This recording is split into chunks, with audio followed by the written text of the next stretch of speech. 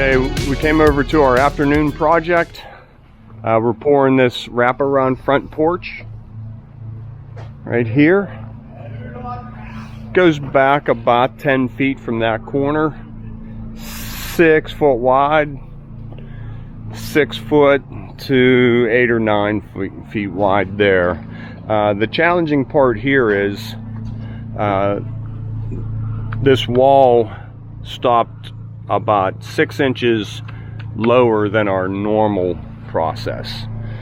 So we had to build this, attach this to the foundation, and we did that all with our tap cons, and they hold really nice. A couple kickers to a pin, and then we screwed our 2x8 face boards, and we have about a 4-inch reveal. So it comes down, then a return, and then they're going to run a brick facing right up it underneath here to match what they did on the house. So we're going to go ahead and get this poured in minutes. Notice how Tom put his wire ties on here so that if this pushes a little bit, it's Tapcon to the wall. So after the pour, we'll snip this off. It's out of the way. You notice them on the bottom board all the way across there. This high side eliminates us having to put kickers, kickers down to the neighbor's yard. So that way we don't have to do any bracing like we did in the front. So that's why we did that, and that's why we did that. Mixer is due any minute. The color in the truck, Ellie's putting the hose away. That's tying rebar. I just took the hose and squirt this lumber down. That way the concrete doesn't stick to it nearly as bad. Sometimes we use form release. In this case, we're just using water. And once we get the mixer over here, I'll go ahead and spray over that way as well. Put color in it. We give it an extra 50 revs on the drum. Give it a good thorough mix. I think we're ready to start pouring. Okay, underway pouring. I got caught up on the phone, I couldn't get off.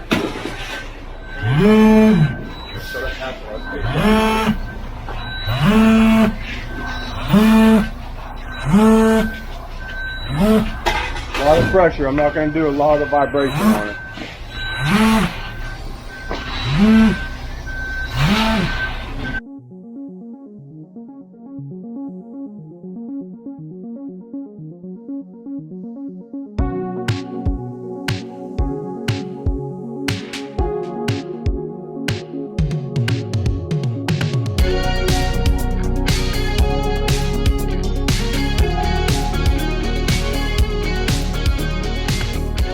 This is why we like the front discharge mixers. You get the height. He's under the patio, reaching forward. A little bit of dragging.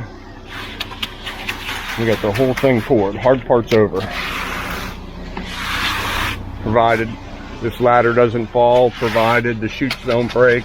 It's a bad way to start off vacation. Yeah.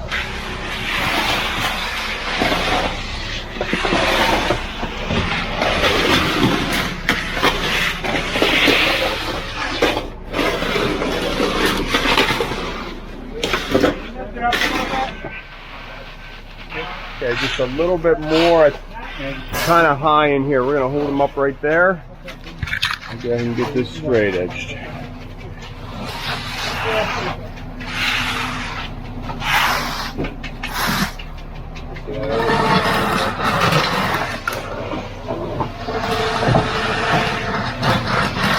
want to hit this some? All right, Jim's bull floating it. Need your rock climbing shoes on.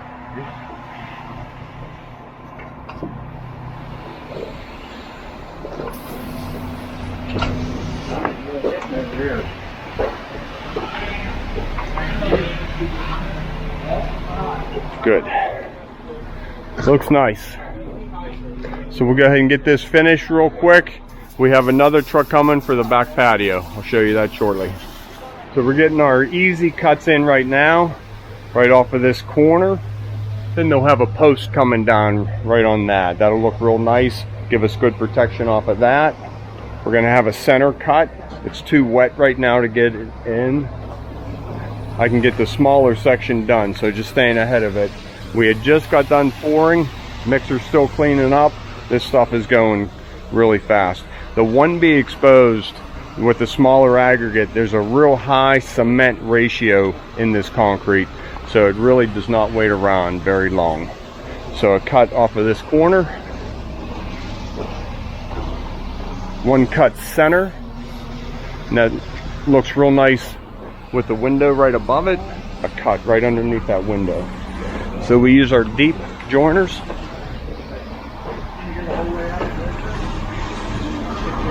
Making it nice and square right there. Check it on my mark.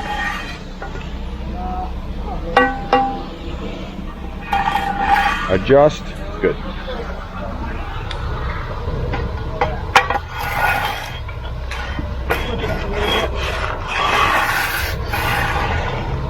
I wouldn't dare get on it yet though. We'd sink on the big areas, but this way the little areas are done. Our sun side is really setting up fast.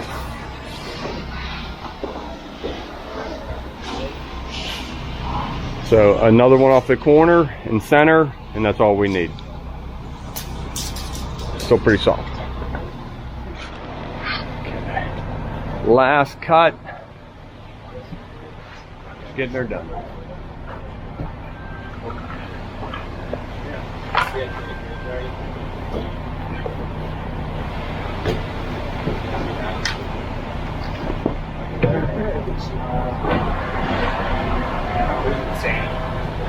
Outside, right.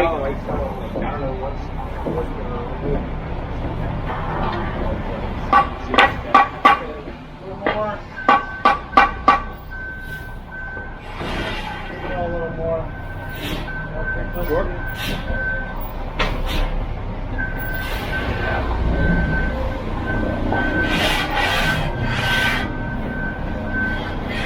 Right under that.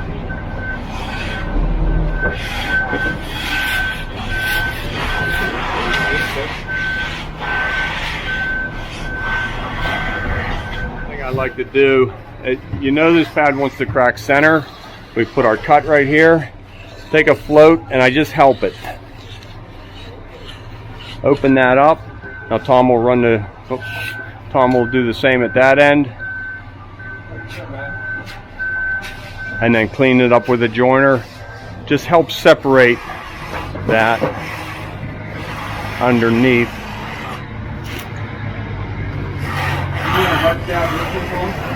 No.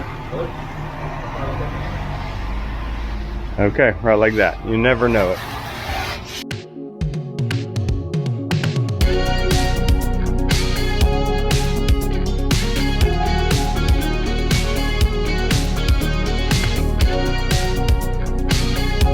Steve's on his final square right here. Still nice and easy to work with in the shade. The sun's getting a little bit tighter. No time to waste. A little bit right here. We're ready to put the lithocast on it. What is lithocast? Surface retarder product. We started using this year. We can spray it on the concrete and we do not need to cover it with plastic. We can leave it on and power wash it off in the morning. This would be a hard one to cover with plastic.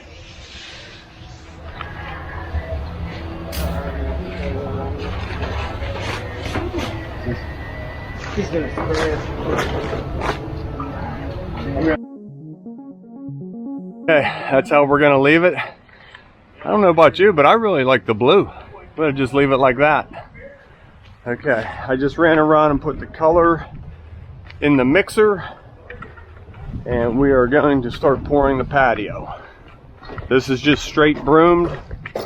We put our same salt marsh gray color in it, and he's gonna back down over this steep hill without flipping over and nose right up to this patio. That's the plan. A lot of people wouldn't even want to drive down it, and he's backing down it. I'll just leave the camera run.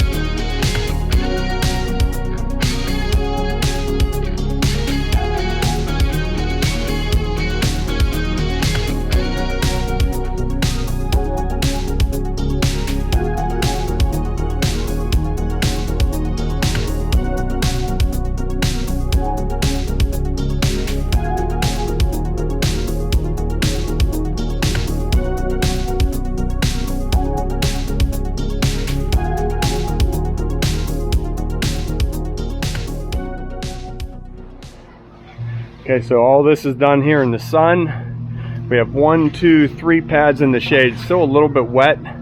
Steve's brooming the border back there. I'm just going along touching up our border. We turned the broom marks on the border just to highlight it a little bit.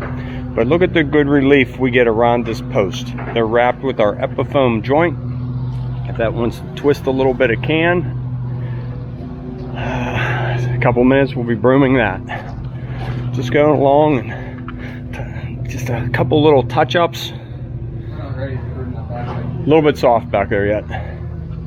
Any of these little crumbs you see on the concrete from the broom, they will just sweep right off the next day. It's really not a big deal. Even if they're stuck on there, like those bigger ones right here. We do get comments on that. Hey, what about all that? But you can see they just roll right off. But I don't want to mess with them now with the concrete being wet. We'll just leave them there, and tomorrow they just come right off. Okay, a little bit of cleanup and we are done.